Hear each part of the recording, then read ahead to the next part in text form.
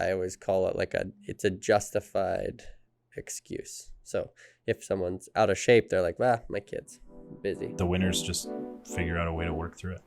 You need to find a way to get to where you want. And if you don't want it to take you 40 years, that means there's got to be some level of sacrifice there. I think that regardless of what you're doing, you can find passion by being good at it.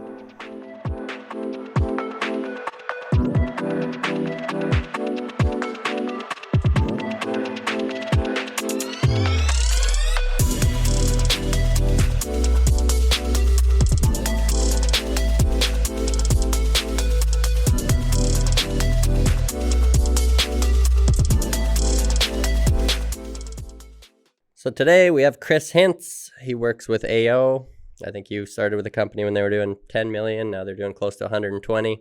They're a sales distribution organization. I think sales for any business is one of the most important thing. I think it's marketing sales. You guys both do both really well. So I wanted to get you on, share a bit with everyone what, building out a sales team or incentivizing people, I think something you're really good at. Could you maybe just give us a brief introduction, kind of how you got in with the company? Yeah, absolutely. So never really thought of life insurance, never really thought of running a business, but I was golfing in Calgary. One of the guys that I was teaching just asked me if I liked what I did, and I said yes. And he said, "Do you make enough money?" I said no. He brought me in for an interview. I didn't know it was an insurance company at that time. Walked in, saw it was an insurance company and wanted to leave immediately. I was not really into the cold calling, prospecting, that type of lifestyle. Found out that the company actually has a lead generation system that's been proven. They've been in business for over 70 years and started with them. That was in Calgary. Back then we were all physical location. So, we were out sitting at people's kitchen tables and doing that. Started out there, 22 years old, didn't know anything about insurance, took their system and process, got really good at the insurance sales side of things, to the point of being able to teach and coach other people. And 6 months after, they moved me to Manitoba to run that province. After 3 years in Manitoba and several other moves across Canada, I was really running the majority of offices in Canada. We got up to about $45 million in sales in 2019. And then, of course, COVID hit. The big concern when COVID hit for us is we're an in-home life insurance company. So not being able to go into homes was pretty detrimental. We switched to a virtual platform. From switching to a virtual platform, obviously a lot of confusion, a lot of new systems, new processes, totally different way of operating in every facet of our business. But we were able to go from 45 million to last year just finishing over 114 million in sales with over 4,000 agents. So, yeah, a couple of things. We were actually supposed to shoot in a golf simulator, but I got double booked. And I also thought it might be kind of triggering for you because every time we golf together, I beat you so badly that might bring up some bad memories. Never happened. So obviously you were doing golf, something you liked. Yeah. And then the guy asked you that question. And a lot of people, I think, say that, you should follow a passion instead of following money. So how did you kind of balance that? I don't subscribe to that at all. But that's a good question. I think you hear a lot of that crap. I think that regardless of what you're doing, you can find passion by being good at it. I think, ironically, we're in a room with Team Canada jerseys. And I think of professional athletes probably don't like training day. There's always going to be some things in any position that you don't enjoy. But figuring out what you do, what impact you can make, and find your groove. And I think that creates passion. Yeah. So on the sales side, I've watched, I guess, your organization a bit, and you can see some guys go from $1 million in a year, right? Pretty quickly. What separates that guy from the guy who makes 10 grand a year forever? I think there's a couple things that separate high producers, and that's not just in our industry, that's just people. And I think the first is just building an appropriate foundation. And I think what people don't understand is the amount of work that has to go unseen or unrewarded to get yourself to a level to earn that type of reward is ridiculous. And the fact is most people are just not willing to do it. When I look at our business specifically, if I was to point out characteristics of somebody who's going to be really successful, it's someone who's a little bit hard-headed, someone who shows up every day, someone who says or does what they say they're going to do, and then just works through the noise. I think too many people get caught up in focusing on negative aspects of things, and they can't jump over those hurdles the higher the hurdles get. But the winners just figure out a way to work through it. Do you find a lot more people now that you're virtual stick with it? Like, is it a lot easier to do a cold call than going in cold to someone's house? Yeah, I mean, I could tell stories for hours on the interesting situations you'd get into sitting at people's kitchen tables in the state of their living. But is it easier? Yes. The challenge with working from home, what we do now is a lot of people experienced it through COVID when they got sent home to work, is you need a certain level of discipline to work from home. And I think the large majority of people like the idea of working from home, but don't necessarily have the discipline to match up when Netflix is 2 steps away and so is the fridge and, the comforts of being at home. So is it easier in a lot of aspects? Yeah. I mean, we're not leaving our car running in minus 45 weather in fear that it won't start up again. But there's just different challenges. Do you think your company will ever get to a place where you're still doing it all virtually, but in an office? No, I don't think so. I really think that the movement, one of the things that I'll say is in the last year, there's a lot of corporations that are pushing people back into office who had the ability to work from home. And what we're finding in our recruiting is there's a lot of people who learned the skills of working at home that don't want to commute. Toronto's a great example. We've got a lady who used to commute 3 hours to work every day and then 3 hours back. You just think about the amount of time that someone wastes doing that. So we're finding a lot of really skilled, ambitious people are looking for that work from home. And I think that's one of the biggest reasons that we are growing as fast as we are. So how do you grow culture virtually? Like, you guys obviously big on culture. Yeah. I don't know that I have all the answers to that yet. I think that when you get like-minded people in a room every single day, I mean, as much as it's nice to, walk around, shake hands, pat backs, do all of that stuff, you can simulate a certain amount of that on Zoom or whatever platform virtual chooses. We still do and make a huge conscious effort to get people together with things like contests, dinners every single month. We do everything that we can to make sure we spend as much personal time with people. And I think those are the big things that really generate culture. And you guys, obviously the branding, big thing. I think when I seen you for a while at a place we go to before I met you, and I thought you were maybe in a cult or something, because you always had everything on the AO. Yeah. But that's obviously a big part of culture, I assume. Yeah, I think it's, I don't know how many companies give out, whether it be a hat like you're wearing, a shirt or whatever, that people just refuse to wear because they're not tied to their workplace or they're not happy that they work there. I think that when you have a company that people really enjoy working for and are proud to represent, that is a significant piece of culture. I also think that it's a really key indicator if people are really bought into what your company's doing, if they represent you and wear your stuff. So I'm all about it. Drink the Kool-Aid. Yeah. Yeah, we brand everything. I think I have every article of clothes except underwear because no one Is wants that excess next? on their. Not a lot of guys are too eager for that, but That's fair. yeah.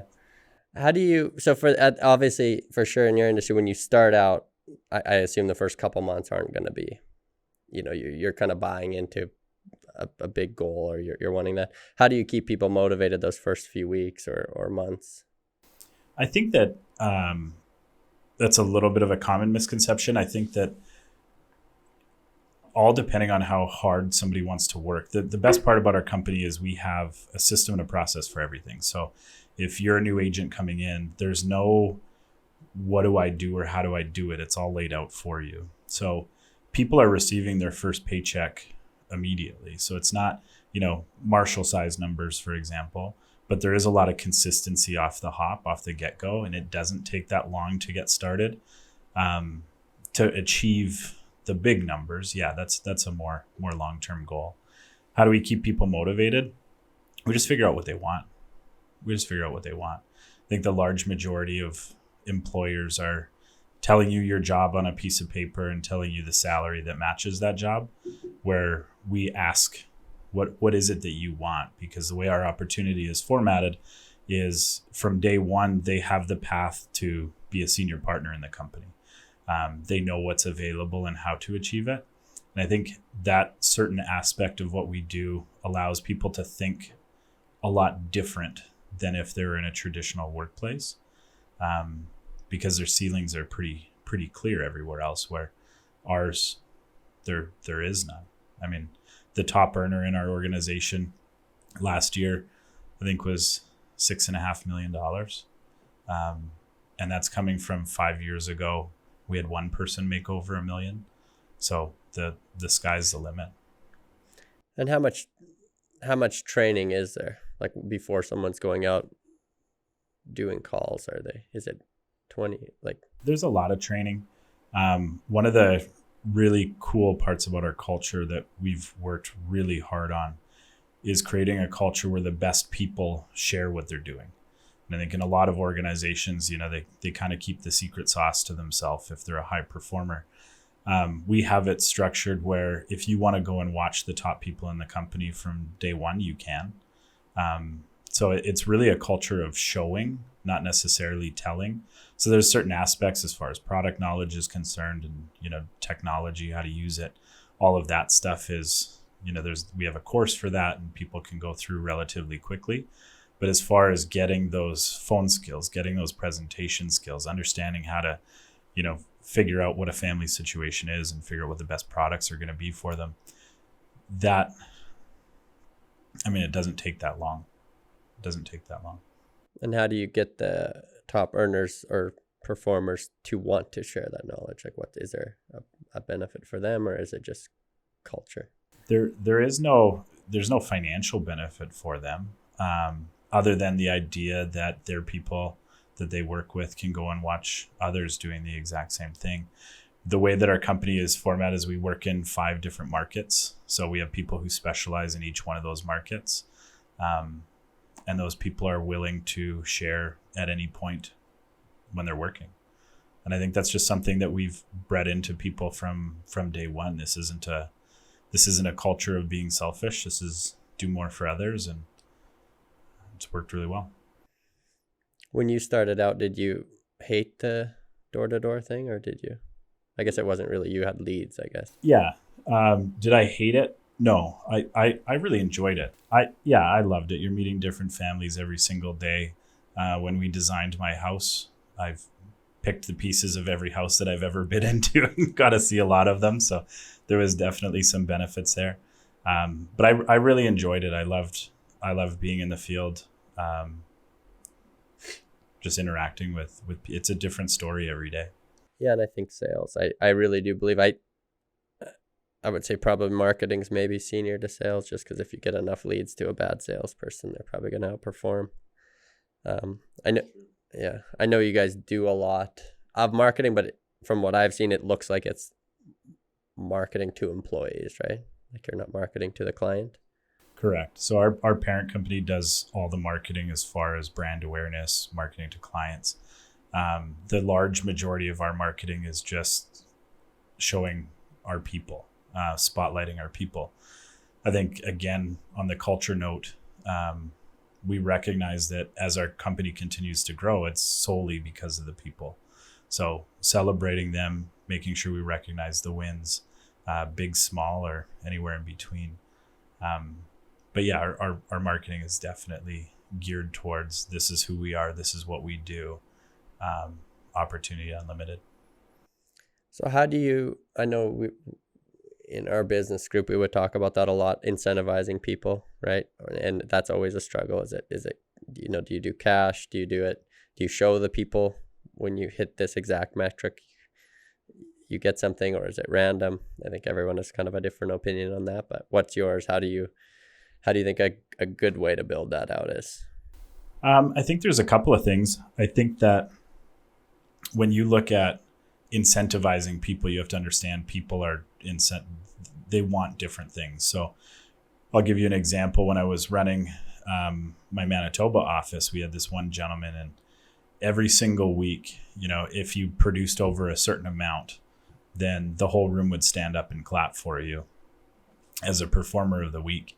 And he would hit it every single week just for that 5 seconds of people clapping for him. I have different people who are not motivated by anything material. They just want cash in their bank account. They don't care about a title. They don't care about anything else. And then we have people who love the swag, who love the gifts.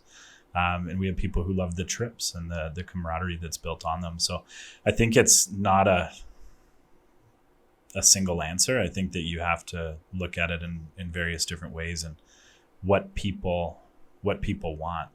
What we've done is we've created a path to partnership that shows somebody from day one, this is what you need to achieve at every single step for your next promotion. And that's something we didn't have in 2009. It was implemented in 2013. And that alone has gotten a lot of growth for us because people know what's available. And when you know what's there, you'll work for it. So that's on the promotion side. On the swag side, our company does an incredible job. Always great stuff, great prizes. And then on the compensation side, I mean, people, it's funny that, Napoleon has that quote, men will die for ribbons. It's funny how many people don't even look at the $5,000, $6,000, $7,000 paycheck. They just wait for the certificate to tell them that they did it. So I think it's all of those things. So that path to partnership you talk about, is that just based on sales or numbers? Yeah, it's based off of your contribution of growth to the company. So when we look at a senior partner, for example, the nice thing about our company is you can promote yourself once. You can promote yourself into a leadership position based off of your own personal results. Every other promotion inside of our company has to do with you maintaining a certain level of performance, but mostly how much you improve other people around you. So that's just a direct relation to how much you're growing the company. And the more you do that, the better everything gets. So do you guys also have training? You obviously have the sales training and kind of that process, but do you have like leadership training? Yeah. We have a lot of areas as far as leadership development is concerned. That's primarily what I do on a day-to-day basis now, is just leadership development. I think it's one thing when we break it down and look at specific skills as to how someone becomes successful in our company. You have to learn a process to sell. Once you learn that process to sell, the second step would be you now have to start teaching other people that process. And the large majority of that is through demonstration. So that's step 2. And then step 3 would be you now need to develop yourself as a leader to teach people how to teach. And I think that's probably the hardest step. I don't want to say it's easy to sell, but it's there. The system and process is pretty simple. Learning how to teach other people, I think that comes naturally. And I think the other thing that happens with that is when you're responsible for other people, your performance increases. It's a funny thing that humans do when you're responsible for other people's success. You kind of step up as the teacher or the coach. But it's really that third step of well, how do I teach somebody how to be a coach? How do I teach somebody how to care? That's a challenging step. Yeah. So when were you a big part of the building all those systems, or were a lot of them in place already? As far as up until we turned virtual, large majority of that stuff was in place as far as our selling systems and everything else. Once we switched over to a virtual world, everything changed. The way you make phone calls changed. The way you get people into a meeting changed. So there was a huge group effort to figure out, well, if we're going to change to virtual, how are we going to do this? Huge problem. Did your competition switch to, or were you guys a lot quicker switching? Do you know? I don't necessarily, in the markets that we work in, we don't really have a lot of competition, if any. I mean, I guess you could technically say every life insurance company is competition. But we're in a facet of the industry that virtually no one's heard about with the markets that we work in and what we do. You're never going to see us publicly advertised as an agency or anything like that. As far as our transformation, we did it very quick. I remember I was in Hawaii for a wedding. We got the call. There was fear that if I didn't get on a plane that day, that planes would stop running and I'd be stuck in Hawaii. Probably should have just stayed there. But I remember getting home and getting on a call with the top leaders in the company and just saying, how are we going to do this? Like, that's a little bit terrifying. But we were changed pretty much completely over to virtual and had a platform running within 3 days. This is very quick. How many employees now at the company? There's 4,000 agents. And when you started, would have been? When I started, probably 400. So was there, like, I don't know, with some of the stuff we do with like Cardone Ventures, they talk about break points in a company, right? Did you have certain ones where it's like 1,000 employees or 50 million in sales, or certain numbers where? Yeah, I mean, we definitely did. I don't think that we had anything based off of agent number, but we definitely had stall points as far as our overall sales. And I think, for example, when the company started, it took them 10 years to get to $1 million in sales. Then the second 10 years was 10 million. The next 10 years up to 43. Next 10, obviously 114. But when you look at those stall points, I think that they're tricky to figure out. A lot of the stuff that we did to really break through is, it's going to sound odd, but just repeat the same thing a lot until it works, if that makes sense. In our business, the growth comes from agent count. The more representatives we have doing what we do, the more we're going to sell. But I do remember getting stuck personally, probably about 2019. I got into a comfortable zone. I think anytime that happens, you've made enough money. You're not necessarily motivated by money anymore. You just got to figure out the vision. And I think anytime I stall or anybody else stalls inside of our company, I think it's all based off of loss of vision. Complacency. Yeah. Well, maybe one day I'll make enough money that I can get complacent too. Do you guys look at your systems now lots and say, this works now, but at 10,000 it won't? Is that something you're like forward looking out, or? Yeah, I think that the biggest competitive advantage that our company has over anybody is the markets that we work in and the lead generation system that we work in. So, for example, we started with unions and associations. That's how American Income Life was founded. So working with over 44,000 unions and associations, whether it be teachers, police, firefighters, electricians, plumbers, pipe fitters, you name it. At a certain point, we realized as a company that if we continued to just rely on unions, unions were shrinking. They still are. And the responses was not at the rate that it used to be when I started with the company. So that's when we really started branching off into these various markets. And I think that at a certain point, we're just going to need to continue to be creative to sustain that. So whether that be adding more markets or just more aggressively marketing inside of those markets to get more responses. So what would you say if you're designing the perfect salesperson or person who's going to be successful? What are the characteristics? Like, what are the things they should be focused on? Is it communication, or like what is the key skills that they need? I think there's a difference between key skills that somebody comes in with and an ability or a willingness to learn them. The one thing that I love about our company is we have people from every industry. They see an opportunity to do more. And it's just about, is that person willing to do the things necessary to get there? I don't think that there's any perfect person. If I look at the partners in the company, if I look at all the top leaders, there's no one that shares the same education. There's no one that shares the same upbringing. There's no specific situation. I think that the things about the people who do win, or what I look for in somebody, is, do they show up? Are they disciplined? Are they reliable? And do they want to learn? And I think if they have that want to learn, every aspect of what it takes to be good at what we do can be taught. The only thing that we can't teach is, do you want to work hard? And I think that's true anywhere. I think the large majority of people who end up giving up, again, they just lack the vision of where they want to be.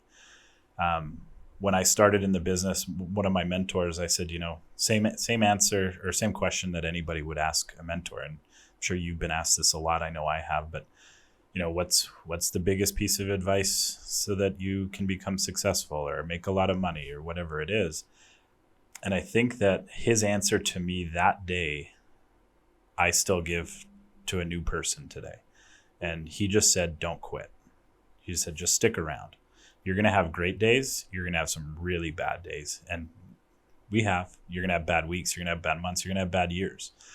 But when I lift my head up 14 years after starting and see where I am and what I've done, and I reference that back to where's the company and what has the company done, it's all the same. Are you sticking around through the bad stuff? Because it's the only way you get the good.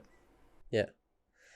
Yeah. And that's my personality type. So with everything, like when I was in high school, I was working out, I was 135 pounds. Like I was very skinny, and it was just, and there was all these kids who like naturally had, and you just did it longer. And now, now probably most of them are fat or whatever, but like you just have to just put in the time. And Andy Frisella talks about that a lot, where it's like, there's a 10-year room. And he's like, if you can make it to there, even the 5-year room, a lot of people are going to drop off. And the 10-year room, it's going to be a lot less. You get to the 30-year room, every single person in that room is successful, right? And real estate's bad for that, where real estate's a blanket term for a bunch of things. So people think, and since I've moved here, it hasn't been that long, 3.5 years. And the amount of people that I've seen that they flipping was the thing. It's like, you have to do this. And then they jump into Airbnb, and that's just the new, and everyone's doing, and then they're doing the next thing, and then they get to the next thing. But it's like, you're never establishing yourself as the person in that industry. And for me, it's like, it's always one thing, and it's going to be that for 20 years. Not that I won't do little things on the side, but I think, even like you, if you jumped around to 10 jobs in that amount of time, you probably wouldn't have made it. But it's very hard. And I sometimes wonder if people, I've been, I guess, blessed to meet people and see people who are 10 times more successful than me, but get to know them enough that you can see that life. And I think, for sure where I'm from is a small town. You don't get access to that. So it's like, you can't really feel it. Like Ed Milat always tells the story. He was at a country club. He got invited for a business meeting, and someone let him put on a $10,000 coat, sport coat. And he said he just put it on, and he said, this is how it should feel, And the quote, I think, is like, once you touch the fire, you don't want to live in the smoke. But I think maybe not enough people ever get that, or it's. Yeah. I think it's two problems. The biggest one is we live in a society where you can go on Instagram and find 10 ways where people are making a ton of money, and it's the new thing, and you got to get in, you got to do it. But they don't realize that the person that's talking didn't start yesterday. So I think there's a lot of jumping around. I don't think that people stick with something long enough. And I think the second thing is that, we're coached or we're taught to find something that you're passionate about, find something that you love. And one of the number one reasons in exit interviews with people who are leaving what we do, they say, I'm just not really that passionate about it. I just don't love it. I was a little bit different at 22, but I didn't really care about anything but money at that point in time, because I did something that I love, and it didn't give me a life that I love. So I think you got to find the balance there. And unfortunately, people don't have the stick-to-itiveness, if that's even a word, to figure it out. Yeah, and I think the misconception is that, what does it mean to love what you do? Like it. I remember when Suits first came out, I watched that. I'm like, man, that's the life I wanted to be a lawyer in New York, right? And now, like I love my lawyer, but I look at him, I'm like, what a job. Like I would hate that so badly, terrifying, to do the actual work. Now maybe the office is cool, but and now I look at every job that way. I'm like, I cannot think of a job that the actual day-to-day stuff is fun, right? I don't know that it exists. I don't think it does. I think that's what keeps people from jumping around or jumping around or not wanting to sit it out. It's like, you're just going to do these it's, I don't know if it's a Buddhist thing, but it's like chop wood, haul water, right? And kind of that's what gets you to where you want to be, and you become enlightened, and you go back and you chop wood and haul water, and you create this thing. I remember my grandfather owned a plumbing company, and when I was going to start doing this, I had a conversation with him, and he said 2 paths in life that you need to choose. Number 1 is you find something that you love to do, but you can never complain about money. Or number 2, you find something that makes you enough money to live the life that you love. And I think that stuck with me for a long time. I just don't think that people stick with things long enough, especially when there's opportunity there. Yeah, I got that lesson, fairly early on when I was I don't know, when I opened the gym 22 or something, but that was my passion, right? That's all I wanted to do. And you opened it, and then, we were open 7 days a week. Most days I was there 12 hours, and I went earlier and trained and all. And very quickly, it's like the fun of working out went away. It's like, wow, like you're there and you're doing it, but I don't really think that passion exists when you get any amount of scale. But I think it's hard that the delayed gratification, I think, is what people maybe aren't willing to. Yeah, they want instant. Yeah. They want right now.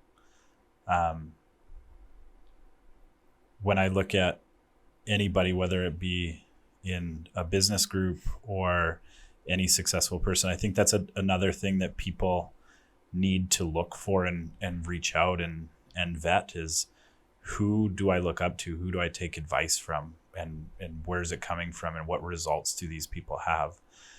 But when they see the people that have the results, they just think that happened.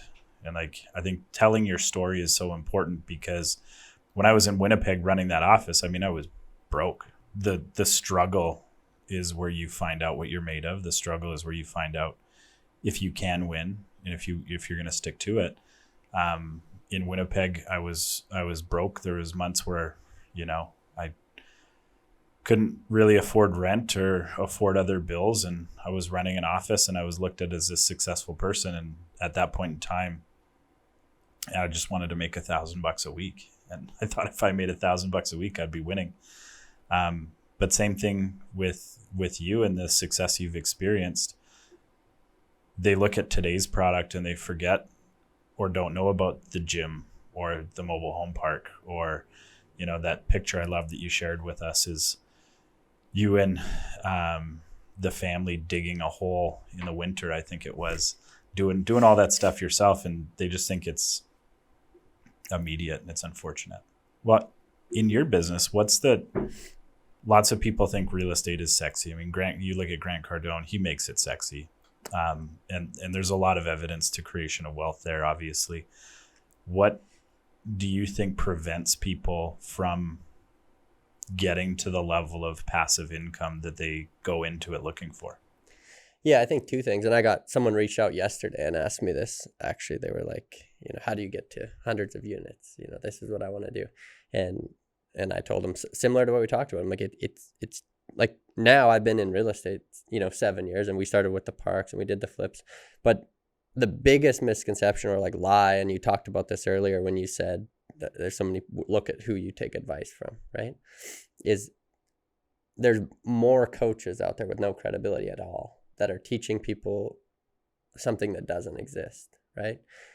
The reality about real estate is it is, in my opinion, not even close, but it is the best place to store, to put money into, and it will create wealth over time. It is not the place to make that money.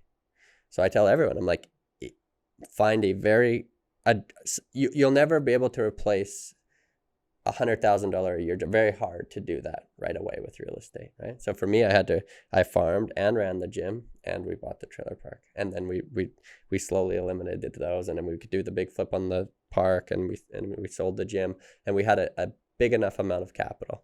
But like, our fund is one of the highest. We pay out a higher distribution. It's 8%. So you imagine if you invested $1 million, you'd be 80,000. Last year we paid out more, but still, you're not replacing $100,000 a year. That's without reinvesting anything. So the ball isn't rolling a lot at that point.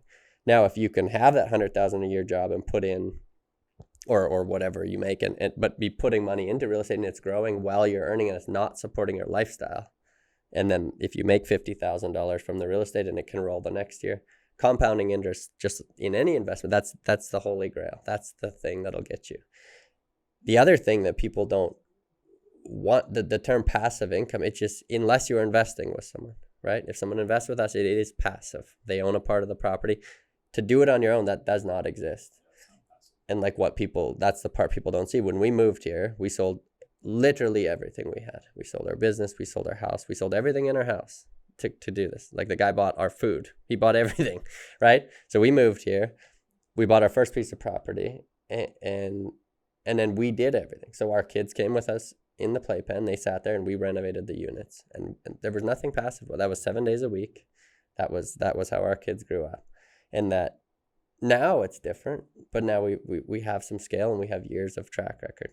But at the beginning, it won't be there is no such thing, right? And it's kind of a lie that people buy into, or this thing. And it's just wild to me, the amount of people I've seen that just, they come and go so quick because it happens. And then, and our first property, we lost, before we moved, we had bought an 8-unit here, and everything that could have went wrong did. We spent, that was supposed to be a great investment, and, you just poured money into that building for the first while. Well, if that was our only source of income, if we didn't have another business to support it, wouldn't have been good, right? So I think it just, I think if people build up over time, whether it's on their own or with someone else, and but fund your lifestyle from a job. And I think jobs or careers like you guys have, where it's like you can just actually have tons of cash flow, with just putting in a little bit of work. You're going to, not a little bit of work, but like, if you put in the same amount of work doing what you're doing versus real estate, you're going to get the lifestyle you want a lot quicker, and you can put a lot of that money, and you'll probably grow the real estate a lot quicker than you would. And that's a lesson that isn't taught. And the thing I always tell people with advice too, it's like that if the person giving you the advice is making all their money giving you the advice and not doing the business, and that's in real estate, that's my biggest pet peeve. And this is the reason why I want to do a course, is just to be the opposite of that. Because it's like they're making all their money running a course and not actually doing real estate, right? Yeah, their primary income stream is talking and not doing. Yeah. And even just getting around better people. Like for me, one of the things that I think helped a lot was that we moved during the first 2 weeks of COVID, right? The first big wave was when we like moved. It's a great time. It was a great time to move. But what it did, I guess, protected me from was like joining all these groups, because now I look at a lot of real estate groups and nothing against them, but it's all people at the same level, networking with people at the same level. And it's like you can't get advice from someone at your level, right? So when I moved here, I had a few connections that I knew, but like I went to a guy he runs a REIT that has probably $2 billion of real estate, and he's been around for 60 years. So it's like the advice he could give me, I want to hear it, right? And now with the internet, that advice is easy. You can get it. I just watched an interview from the guy who runs Starlight. They're the biggest real estate holder in the world, right? I don't know him, but I can take advice from him. Opposed to someone else.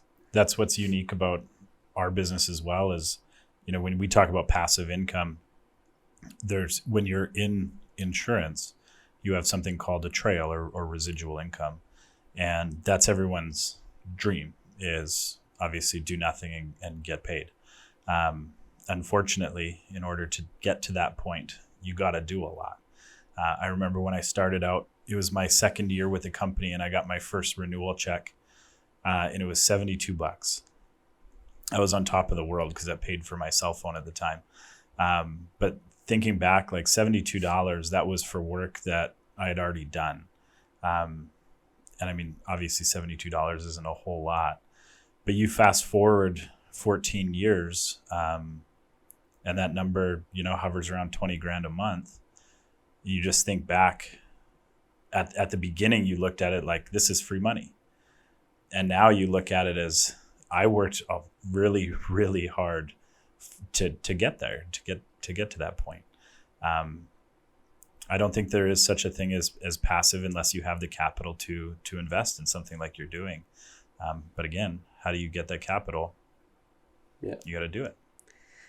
Yeah, and a lot of stuff, it's just it's such simple math if people did it. Like it's like everyone, whatever the goal is, $1 million a year. We'll just do the math on, you work 2,000 hours. That's no one in the world makes that much money, right? So, and that's where the trail, or for us, it's distributions we send out monthly. As soon as someone gets that, it changes the way they think of something. Because even if it's $100, you're like, well, that's 2 hours I didn't work, and I can spend that now, And I think that having that passive income really does change people, the perspective of that it has to be an hour of time for $1. And on the other side, it's like you might put in at the beginning hundreds of hours for $0, and then it comes, right? Yeah. One of my favorite quotes, I forget who said it, but he said, if you're never willing to work more than what you're getting paid for, you'll never get paid for more than you work. Yeah. And I think that's the thing that people unfortunately are scared of, is putting in the time, putting in the work, getting themselves to a point where they have the ability to create true passive income. As I said it earlier, it's unfortunate how we just need everything now. I want immediate results. If this isn't going to work in a month, like a month, what are you talking about? I don't care what you're learning to do for the first time. In the first month, you're probably going to suck. Even if you suck a little less than someone else, you're still probably going to suck. Just put the work in. Yeah. How do you balance that though? Because I live in this world where it probably almost too much that way, where it's like, like now I could get a different house, but I'm like, well, I'm not going to buy my dream house. I'm not even going to buy a house I want to live in 10 years. So I'll just stay in the house I am. Or like, we want to get an office, and I'm like, well, I know that we'll be double the size in 2 years, so why don't I just wait until then? And then it's like delayed gratification, but there does come a time when you have to kind of balance that, I guess. Is there anything for you, like what's the big goal? Do you have one? I think going back to my grandfather's advice, the thing that I use my insurance business for is to live the life that I want. And I think getting to a point where your cash flow is what it is allows you to either continue growing, which I'm always going to do inside of this business, but it's also allowed me to, be an ownership group of a restaurant, which, I love to eat, love to drink. So get in that industry. But just play with different things and have the financial ability to do it. So as far as what the big goal is, inside of my business, I want to get to a point where, $4 million of income is there on a yearly basis. Outside of my business, I just want to have the freedom to live life. I've got an 8-year-old. I don't ever have to tell somebody when I'm working, when I'm not working. And I have that freedom because of the sacrifice over the last 10 years. So just more of that. So how did you balance at the beginning? Because that's something where people always struggle with, or I always call it it's a justified excuse. So if someone's out of shape, they're like, my kid's busy. I'd rather spend time with my kids, or work's a bad one. It's I'm not going to give up this part of my life for a future version because I want to. Yeah. And that's always a tough balance, but I don't even like the word balance. Yeah. I hate the word balance because I think if your goal is up here and your work ethic is down here, you're just going to convince yourself as to why you were never able to achieve your goals, and what you said, justified excuse. I think that integration is a word that I would use. So for example, for the first 10 years of my career, I was moving once a year, different city, different office, open it up, find talent, put them in charge, all of those things. There was no balance. I was working all the time, but I'm very family oriented, and I just had my family with me all the time. Very similar to what you were talking about when, the kids were in the playpen and they were with mom and dad, but you guys were renovating a unit. I think that you need to find a way to get to where you want. And if you don't want it to take you 40 years, that means there's got to be some level of sacrifice there. So even moving to Winnipeg, lost a lot of friends, lost comfort, lost family, separation. All of those things took place. And a lot of people thought that I was just idiotic for doing it. I heard a lot of, you've been with this company for 6 months. What are you doing? You're packing up and moving to Winnipeg, which is not the nicest city in Canada or anywhere. You took a lot of flack for that. But again, when the vision is there and you understand what you're trying to accomplish, what wouldn't you do? Yeah. Do you think that that's a big reason people don't level up is losing people? I think it's different for everybody. I think in order to level up, you need to understand you're naturally going to lose people because you typically are who you surround yourself with. And if you have people who don't necessarily encourage that or push you to achieve those dreams, I think that, you're going to lose people. Do I think people are scared of it? I think that's a justified excuse. Yeah. Do you think you could do it all again? If it went to zero, would you be willing to put in the work starting over? I would say yes and no, because I think, 22-year-old me looking at what is required without knowing the outcome, I probably would have said no, because that would have been scary. There's a lot of stuff there. But at the same time, if I knew what the outcome was, I would have probably went harder. Yeah. You've been in real estate for 7 years, but going all the way back to the gym days, obviously not being able to predict COVID and what would come from that. If you had to start from zero right now, would you choose the same path? Would you do the same thing? Yeah, I think I'd do the same thing, but I'd do this like a thought experiment all the time. And I know we were in the same meeting where I think you were there one of the guys talked about, he's much more successful and going in multiple times in his career. I'm like, the risk we took with the gym, was everything we had to do that. But I think business, it's kind of like gambling. If you go to play roulette or whatever game and you put $100 down, you're risking the 100, right? And you double it and you keep going. And let's say you hit it big and now you're at 50,000. To double, to put that all on the line is a lot harder, right? But really you only walked in there with 100. But you're going back in lifestyle, you're going back in social status. And so like, yeah, the work part, I've always, that's just never has been an issue for me. I enjoy it or come find a way to enjoy whatever I do.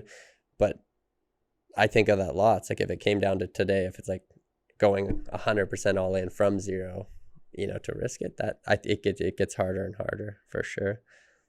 But I think there'll be a point where that will come, where it's like, here's a big opportunity. This is a life-changing thing, and you have to make that decision.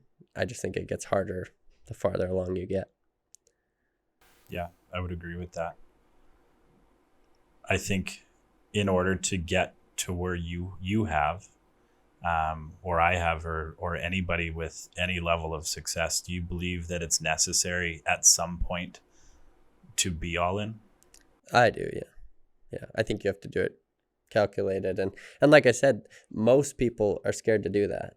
But most people, the risk isn't there. It's like if their tolerance, the risk tolerance in there, but if you really step back and looked at it and you were, whatever your thing is, starting out, like really for me, if that gym failed, I always had in the back of my head, I'm like, I can just go work at a job. I'll be no different than anyone else, right? And it's like, sure, you lose that little bit.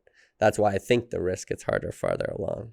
But most people don't have that. And it's like the pain of today has to be greater than the pleasure of tomorrow. And people just can't get over that. And that's something where like I live in a world of dissatisfaction. I call it whatever you want to call it, blissfully dissatisfied. So I'm like, I love my life. I love my family. I love where I'm at. And the other side of me is like, I hate it. I want to be here, and I'm here. And it just, that's, I live my life from this point of view, looking back. And I'm sure you miss out on lots of stuff. And, I don't celebrate wins a lot because I'm just like, this is, I'm here and I don't want to be. I want to be here, right? Yeah. So it's kind of happy but not satisfied. Yeah. And I think that, but I don't think I'll ever be satisfied because I'll get here and the pull will be farther ahead. I think that speaks to your vision for yourself, though. And I think when you talk about risk tolerance or going all in on something, I think that there's a huge issue with people believing that they can achieve what they want. And I think when you're all in on yourself and you know that, I think that makes the decision a lot easier when you know where you want to go. Yeah. Do you think a big problem is people just don't think about where they want to go, or they're just kind of horse blinders? Yeah. I think that the two problems are, one, the thing people don't really understand, going all in or burning the ships, that came from you would land and you would burn the ships. So it's like you either are going to go fight or you're going to die. You're going to die or you're going to win. And that's all the only option. You can't go back. Yeah. And most people will never do that. They'll have a safety net where it's like, if it doesn't work, it's not that bad, right? So it's like, and I think that keeps a lot of people. And then to me, one of the books that's changed my life, and I've read it at different points in my life, and every time is different, but it's Grant's The 10X Rule. And a lot of people laugh it off and say, oh, it's 10X, why don't you 100X or whatever? The premise of the book is that most people set a goal and hit it. And that's the problem, right? So they took pessimistic people and optimistic people. The optimistic people had way higher goals and never hit them. And the pessimistic people they were like 80% hit them. And these people were 5 times farther ahead, right? And so that's always been my things. I'm like, when you do that and then work backwards, it changes. So for me, I still have this paper, and I had drawn, we had bought a house, our first house we bought, and it was like $150,000, and we'd done a renovation. I'm like, man, it's probably worth 175. I'm like, if I could do that and then buy another house. And I drew on a piece of paper, I had like one house, two houses, and I had this 10-year plan to have 10 houses. I'm like, if I could have 10 rental properties, this is gonna be crazy. Like, right? And then I read that book, and I'm like, well, that's if I just change the goal, because if that's the goal, and a lot of people it is in whatever business, it's like, I just want to be here. And if you do it differently, so let's say you set that goal at 100, that it changes, because now I have to buy 10 units a year, so I can't buy a single family. If you do it 1,000, that changes even more, because then it's like, well, now I can't use my own money. I have to raise capital. I have to do all these things. But what it also does is attracts. If I started this company and said I want 100 units by the time I'm 40, I wouldn't have a single employee, because there isn't room for them. Yeah. There's not room for their goals, right? So we want to have, in the next 3 years, we'll have 1,000 more units than we have today. Then we want to have, we want to have $1 billion for under management in 10 years. Any person who doesn't want to run their own company has room for that. We have room for them in our company, right? Their goals can be there. And I think it's goal setting and then following through with it.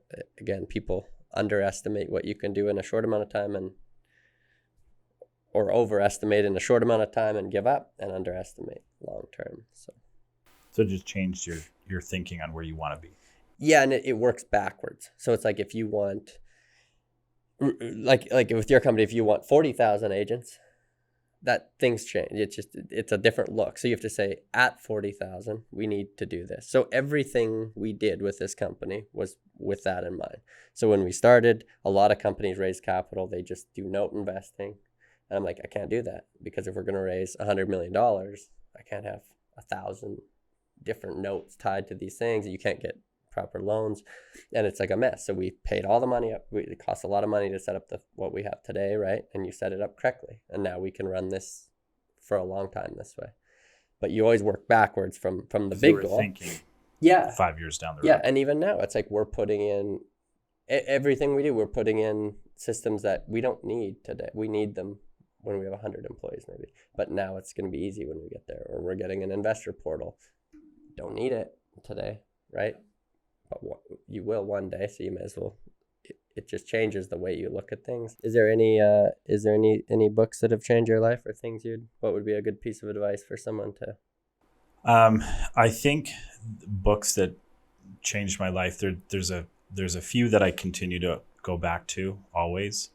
I think they're pretty standard as far as self-development is concerned, but How to Win Friends and Influence People is a huge one. There's a really good book as far as what I do with developing teams, developing people. It's called the 17 Irrefutable Laws of Teamwork by Maxwell. That one's really good. There's 360 Degree Leader. I think when people ask that question, they're really looking for a place to start. And I think the easiest answer is it doesn't matter what you read, it just matters that you do. Thanks a lot for coming on. If people wanted to, if they're interested in like the company or a new career, where's the best place to get a hold of you?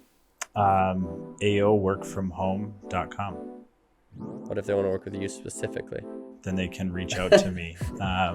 They can reach out to me on Instagram or through email. All right. Well, like always, if you guys can subscribe, give us a like, it goes a long ways. Thank you.